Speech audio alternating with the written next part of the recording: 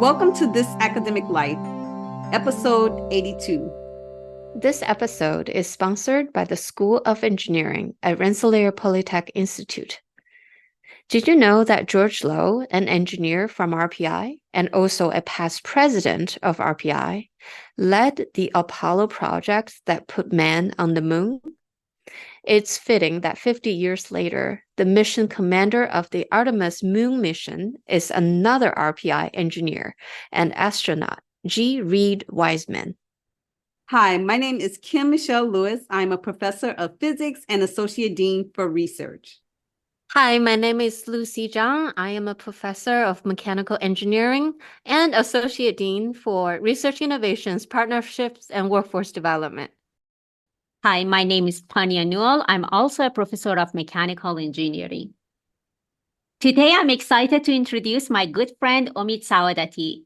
We've known each other since our youth days back in Iran. He's a talented computer scientist, civil engineer, great musician, and a successful entrepreneur. Omid has seen firsthand how Silicon Valley's culture sparks world-changing ideas. We'll chat a bit about his journey and learn about the strategies that shape the Silicon Valley playbook. It's going to be a great conversation, so let's get it started. Welcome, Omid, to the show, and thanks for joining us. Well, thank you so much for having me in this amazing podcast. I'm truly delighted to be part of it and looking forward to having an amazing conversation. Thank you. So let's get started by sharing a bit about your journey in Silicon Valley. So I mean, a little bit about my background. Obviously, I came from Iran a while back, a long time ago, actually now. And when I arrived here in US, I actually landed in Salt Lake City, Utah, not Silicon Valley. And that's where I went to the University of Utah and completed my degree in computer science. But then I moved here in 2006. It's been an amazing journey. If I abstract away what changed in me is like, I was one of those people that, I had a very fixed idea of what I wanted to become. Like, I'm going to study computer science. I'm going to become this amazing software engineer, go to Silicon Valley and that. And then I think as I progressed throughout my career, I embraced more flexibility and being more opportunistic around what I do. And I was a software engineer, but I kind of left that career. I haven't been coded for more than 10 years now. And then I went more toward, because I was interested to learning about customers and I wanted to be out there. And so I totally pivoted my career, and now I'm doing a startup. I'm doing fractional work. I teach as an adjunct faculty at Carnegie Mellon University. And I've done various things in my life that if you had asked me 10, 15 years ago, I would have not imagined to have this sort of journey. That is so inspiring, actually. I like it. So can you talk about what inspired you to leave the big companies and start your own? Yeah, I think it's a good question. I think you're probably referring to I left Meta about, after being there almost for 9.5 years. I think doing what I do right now wasn't necessarily like causal relation with leaving Meta. I mean, Meta was like an amazing company, but I was there for almost a decade, and I changed as a person within a decade. And obviously the company changed a lot. When I joined the company, it was 2,000 people or something. We were pre-IPO. When I left, there were 75,000 employees. We both changed. And like anything in life, I think it comes to an end after a while. And I think that was the reason I left. To be honest with you, my goal was to take a year of sabbatical to figure out what I wanted to do, which I didn't do. And I joined Cisco, and that turned out to be a mistake. So I left that within a year and a half and then decided really to take a year of sabbatical. And not in a sense that I wouldn't do anything, but sabbatical from big tech, from like having a full-time job in industry in one of these big Silicon Valley corporations. And I did it, and it was amazing. One of the best things I've done in my life, because I started making sense of, okay, who am I? What have I done with my life, and what do I really want to do moving forward? Take a lot of meditation, a lot of walks, a lot of soul searching, but I think I'm feeling good about what I'm doing now. So how did your time at the big techs influence your approach to launching a startup? A lot. I think it's really good for almost like anybody to have a few years at big tech, because they really learn the ropes of how this machine works and how to build the product, and depending on the org they are and what they're working on, they can learn from 0 to 1, how to start from nothing and get to some first phase of adoption, or even a scale from 1 to 100, 10 to, and then 10 to 100. And so a few years in big tech, I think it's just a lot. And, Facebook was very, like just the amount of talent, intellectual power there was just like amazing. Like I constantly felt like I'm not adequate in that place.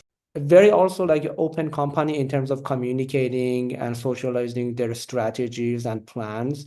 And you just hearing all that stuff from just amazing leaders at Meta, inspiring, but also like shows you how they think about business and then how they think about nuances and do the analysis on top of it. And so, yeah, it helped me a lot. Thank you. Can I follow up on that? I'm really happy and also a little surprised to hear that they're so open to their strategies from the top, I guess. I don't know how many layers of administration there is, but it seems like it's in a very open space and people are listening and the tops are listening and everybody's communicating. That's really something. And I didn't expect that, to be honest. Yeah, it is like that, because if you think about this, like top tech companies, they're like, okay, we're gonna get the best of the best. We're gonna get the top 10 percentile of the entire workforce. And who are these people? These are people who are extremely smart, extremely skilled, and ambitious. Like at the time I started in my team, and I would say within the company, almost like many people that they were my coworkers, we were already entrepreneurs. Like I had already done a company before joining, and not, mind you, not a very successful company, but I had tried to build a company with some level of success. Okay. And so we were like that type of people. We weren't just somebody looking for a job. And so if your strategy is as an employer to get these people, how would you really make them productive and leverage them? They are themselves a leader in a way. So you need to equip them with a big plan and tell them, this is where we want to go. How would you do it? And you put the responsibility on their shoulder. They're not there just to follow some orders. They're the ones who wants to figure out and solve the puzzle. So you tell them, this is the puzzle. Go ahead and solve it, please. And that's what they get the satisfaction for. Yeah. Awesome. So, well, you, I guess, talk about some of the positive things, but I'm sure that there has been some challenges in transitioning from big tech to entrepreneurship. So can you mention some of those challenges and how you overcame them? Yeah, I think fascinating topic again. And I'll share my point of view here, but I think entrepreneurship is more of being a mindset. I mean, like obviously you need some skills, but it's about mindset. And ultimately it comes down to how comfortable you are with unpredictability in your life. A career in a big tech or any company comes with some level of financial security or just a good predictability. And once you leave that, the first thing is like, can you actually sleep well at night, knowing that you don't know how you're going to make money tomorrow? And I think that is what at least I was uncomfortable with for a while. And, maybe if I was comfortable, I would have lived my work even much earlier. But once you figure out that life is unpredictable and you can figure it out what to do and you can sleep well at night, I think then you'll be afraid of nothing or very fewer things. I'm also saying that from a position maybe that I have done okay in my job. I also understand this is not an easy thing to say for everybody, because even myself, when I came here to US or even 10, 15 years ago, I couldn't say that and I needed a paycheck. So there is a level of, I think, privilege that comes with it, that you have to, you feel like, okay, you know what, I have enough money to survive at worst case. So it's not as easy, but if you have planned your life in a way to achieve some level of financial independence. And I think then this journey becomes more feasible. So I think that Lucy can easily jump in and start something like that. She figured out all her finances and she knows how to survive this crazy environment. For me, no. I need to put my head in the pillow that I know that I have a job and it pays the bills. So But Lucy, she figured it out. So if you want to recruit somebody, you can go to Lucy. All right. We'll be in touch. I don't think I'm at that privileged state yet. But I truly understand what you're saying, that once you're at a comfortable place, you feel like you have more freedom to try other things, or at least explore other things because you can afford it. Right? It's not about survival anymore. It's not about living for that paycheck anymore. It's all about how to explore and how to best utilize what you have and your potential, and where can you get from here.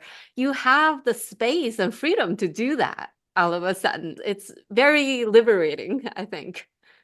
Yeah, it truly is, and it's a great place to be. So one of the questions that I had is kind of just thinking forward. What do you think is currently missing from Silicon Valley?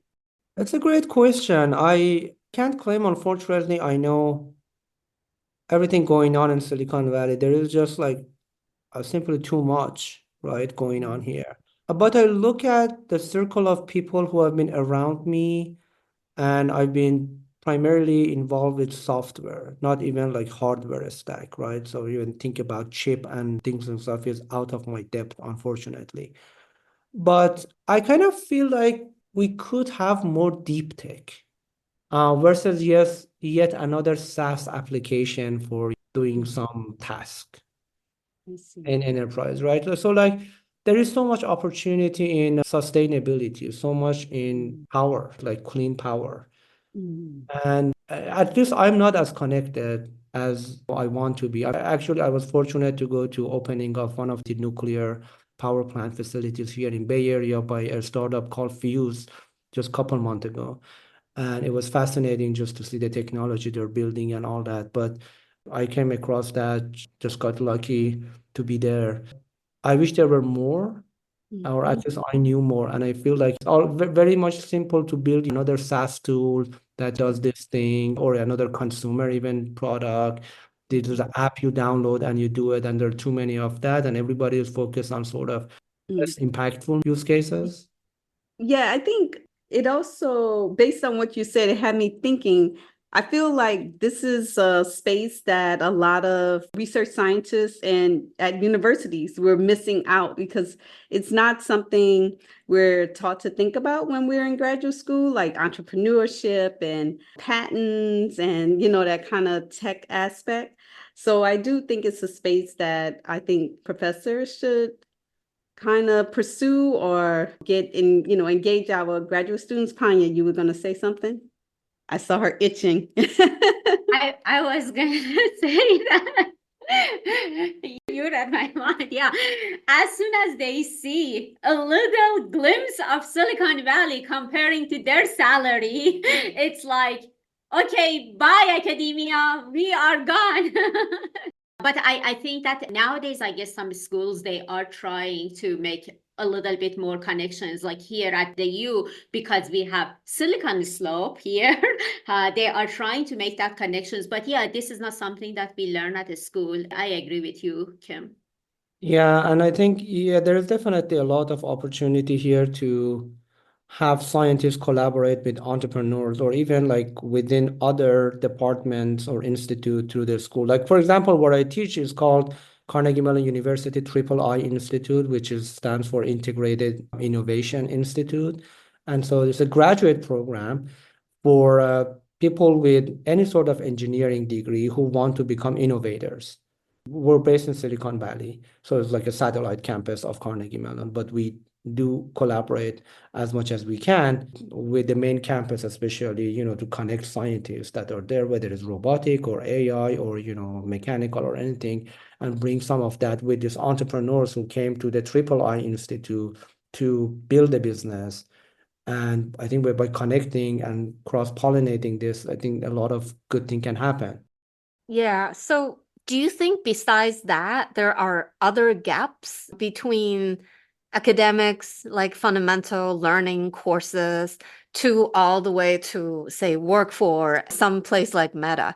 Like besides or just training them, giving them a platform to invent? Is there other gaps that you can think about? Yeah, I think as academia, we have done a great job training students on problem solving versus entrepreneurship is more about problem discovery. That is identifying a problem that is meaningful in a way that you would want to dedicate the rest of your life, if necessary, to solve that problem. And I don't think we have, as academia, emphasized to train students to actually identify a problem and then fall in love with that problem. So I think definitely this is where I teach a course, a couple of courses there, but one of them, and you know, my emphasis is like learn how to identify a problem, because you'll find somebody to solve it. But your job, if you want to be an entrepreneur, one of your primary responsibilities is to look for a problem that is meaningful, that people pay for it if you solve it, that people come to work for you because they have impact if they solve that, and you know, do that. And then your other job as an entrepreneur is, once you find a problem, find people who can solve it. That part we're really good at. We have so many people that are ready to solve it, but looking for a problem. Give me a problem to solve. So we need more people with visions than just people who can follow. Yeah, people who are observing the world and really deeply thinking about, you know, how can I make an impact, and you know, what are some of the things that is worth solving. Like, even I think if you think about science, I would like to think many scientific theories were formed because the scientists tried to observe the problem, and then they're like, how do I solve it? Like Newton, and now, you know, I have to invent calculus and all that stuff to be able to explain gravity or something, right? But it comes from an observation and curiosity, right? And then you develop all these theories and all that science behind it. And I think, you know, that's the part that we don't get to practice. I didn't practice when I went through my studies. I was like, oh, I'm a great problem solver. Somebody give me a problem, I will solve it, right? Versus like, do I know actually how to find a problem that is meaningful? And really spending time, days and months and years, even understanding that problem deeply. I think that creating this creative mind is, I think it's a very difficult thing to do, because I feel that in academia, it's like people, they come, they just want to get the degree and leave, right? I understand what you are saying, but I think that it's very difficult to change them at this stage. Maybe K through 12 is the better, maybe through that period is better to make them fall in love, as you said, by looking around, identifying meaningful problem, and then fall in love solving that, and then they are willing to sacrifice everything to solve that problem, or to find means to solve that problem. But yeah, so I don't know, I think that at least in higher education, I feel that it's maybe a little bit too late. I might be wrong, but yeah, and I think it may not, obviously exaggerating a bit. I mean, falling in love is obviously is one thing, and dedicating your life is another thing. And these are, I mean, big meaningful objectives to have. But even at the smaller scale, if you think about it on the example of, you know, Meta, Facebook, and sort of like the philosophy of hiring and, you know, being an open company, again, comes down into the fact that if you go to one of these industry leader companies, generational companies, like, you know, whether it's Meta or Google, or now OpenAI, arguably, right, on those, you know, you end up, you know, we used to say that at Meta, we, like, nobody has done social media the way we had done it, right? And if you think about, you know, like 10 years ago, there was probably no Snap, no TikTok. Like, we were the leader. There was no playbook. We had to figure out on our own. Everybody was looking at us on how to do that. So when you're in the position, probably same thing right now with OpenAI, or, you know, like when you're in a position that you're inventing something from scratch, then you have to be this philosopher. You cannot be only a problem solver. You need to think about, what am I doing? What is the problem I'm solving? What is the problems I'm creating as a result? And how do I mitigate the risk of that? And so you're in this position that you can't learn from anybody as much, right? Because inherently, Everybody's looking up to you.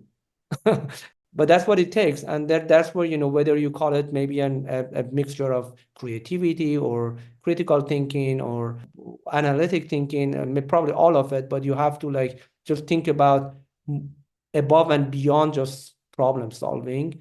That is obviously necessary, but like you need to be a few steps ahead of that.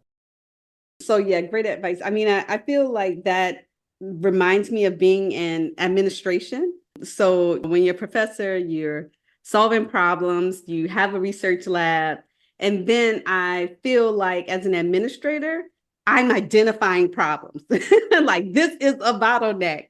So I feel like I experience a little bit of both of what you're saying. And I do feel like even though my job is everybody's looking to me, like you said, Right.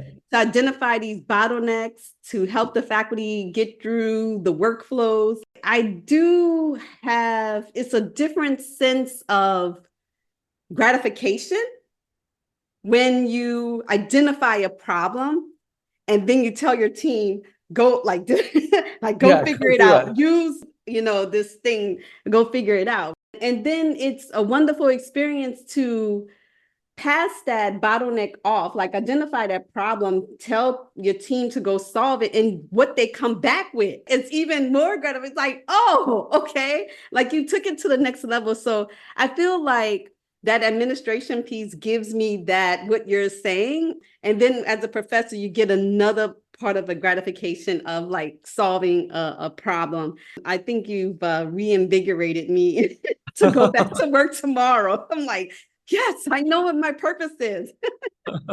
So Kim tomorrow is there. He's like, where is the problem? Where is the problem? I need problems. And I need a good team to solve this problem. That's So amazing. the people at Howard, they need to stay away from Kim tomorrow. Yes. oh my goodness. So one question I had is, what advice would you give to academics considering to start their own tech ventures? Yeah, I think again, I go back to part of the stuff I said that is like, obviously academic, but also everybody who comes to these top schools, they have the intellectual power. So obviously there is some skills needed to build a company. You need to know what's the business model, what's the go-to market, all this sort of thing. But I'm not like, we can all learn that. That's not an issue. So it comes about mindset of, do you really want to do this? And do you know what it takes to do it? Again, we talk about the unpredictability of this journey, not only the financial unpredictability, but there's like just ups and downs that you go through, right? Can you stomach that? Ability and the willingness to fail several times, almost every day, because again, like, go back to the example I shared about Meta, like if you're doing a new business, that means you have to have some new framing and positioning. You cannot be a me too of some other company, right? You need to do something new. Anytime you want to do something new, that means that you're going to fail because you're pushing the envelope, doing something that nobody has done in that way. So you have to absolutely embrace failure and be comfortable that you fail, like Edison said, thousands of times until it works. The other thing is being able to walk away from your comfort zone constantly, every day. Right, that's what entrepreneurship about, because if you're building a company, arguably, if you're trying to build a tech company or, one of these like unicorns, this company goes through so many different phases, right? And so you are going to constantly feel somewhat inadequate because you haven't done the things. It's all going to be out of your comfort zone, unless you're a serial entrepreneur and you have done that before and you know the journey. You have to just feel comfortable being uncomfortable. Thank you. Now, this other concept I want to share. I think there is this misconception of people, including academic, confuse the concept of invention and innovation. And they think invention, I have this invention, I've even patented, and this is so cool, so everybody needs to love it. Why not? And then they go out and they're so excited about this solution. They get sometimes maybe frustrated if other people don't care about it. And I think one important distinction for people who are close to academic is like invention may result to innovation, but may not. A lot of things are creative and very inventive, Beethoven's symphonies, Picasso's work, but they may not get mass adoption. Innovation is about building something that gets mass adoption, hundreds of millions, billions. That is innovation. And it may come with some invention, may not. You might have a pen that everybody buys. That by definition could be an innovation. And you might build some fascinating technology that doesn't get any adoption. And that's an invention, but not innovation. So I think it's good to just know the difference of that and don't get too carried away that because I have this fascinating invention, this is going to be a company and people are going to care because I care and it's cool. That's not the way sometimes it works. Very true. Thank you. That was great. Thank you. Does that also depend on personalities? Yeah, and that's why I think it's not really a matter of skill set, because again, a skill set, we can all learn it, right? It's not necessarily rocket science. Even then, we can still learn it. It's more about, do you really want to do it? And mindset, personality, kind of a lifestyle. Do you want that sort of lifestyle where like you have to hustle every day? You enjoy this kind of adventure that you don't know what's going to happen? Is that you find pleasure in that or pain? And yeah, I mean, Very true. Very true. All right. So, what do you think is going to happen next for Silicon Valley? Where do you see it going and what's evolving for the next coming years? yeah, I mean, it's always hard to predict what happens in the future, but I just feel like we're in a very like fascinating, unique time that I have not seen. So I moved here in 2006. I've not seen something like that during my time here, because this kind of reminds me of a bit of 95 where like the internet was invented. And disclaimer, I wasn't even in US at the time. I can't say I really know, but from what I heard and the atmosphere and the vibe, it feels like this is a time where like AI finally is going to change many things, if not everything. And it touches our life in every aspect of personal life, family life, our professional lives, and all of that. And this happened when the web came, right? Like the whole business model, every business had to transform to digital. And it kind of happened with mobile, but I don't think it was as big. And this, I think, is going to be as big, if not bigger than internet.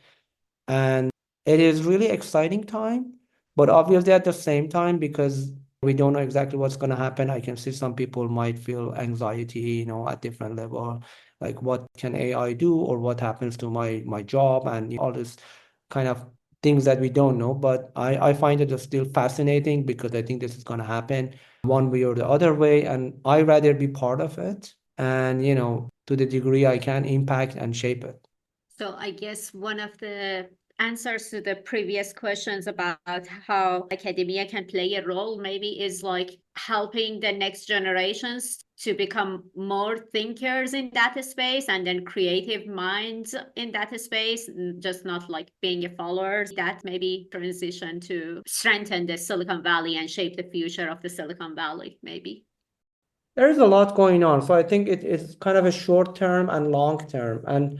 But I think philosophically, this is my understanding that AI or generative AI is automating knowledge. And this is happening for the first time in human history, right? So like we would go to colleges to study things to become expert. And now the AI LLMs are going to be postdoc in every subject pretty soon. So like, what does that mean for us as individuals in terms of our education? What do we need to learn if AI already knows everything? Do we need to know all of it? And then what happens to the role of academia that is training us to learn? And I really don't know where is it going yet, but I think if I project like 100 years from now or even 50 years from now, I wonder what that looks like. But I think in short term, at least, I feel, okay, so what is getting automated? So basic knowledge gets automated. You probably don't need to know some of that, right? If you're a doctor or lawyer or something like that, because, LLM has that answer. Now there's legal implications and regulations. So I'm not saying like AI will replace attorneys or doctors. But theoretically, you can imagine that, AI can read all this stuff and diagnose and have pretty good, accurate opinions. But there are things that AI cannot do. And I think it's not there in terms of judgment still. Like if you are a skilled, seasoned professional with 20 years of experience, I think you have a deep insight on that subject matter that AI may not have. AI could be an assistant, right? But it's not going to have that judgment that you would have. So I think that there's still a role that we play. To some degree, the feelings, it's not going to have the feelings, and that feelings is important because sometimes AI might come up with these things and you're going to be like, no, I don't think so, right? I don't feel this is the right one. And, again, arguably, maybe AI is right or we are right, but at least there's an element that is missing that we can add to it.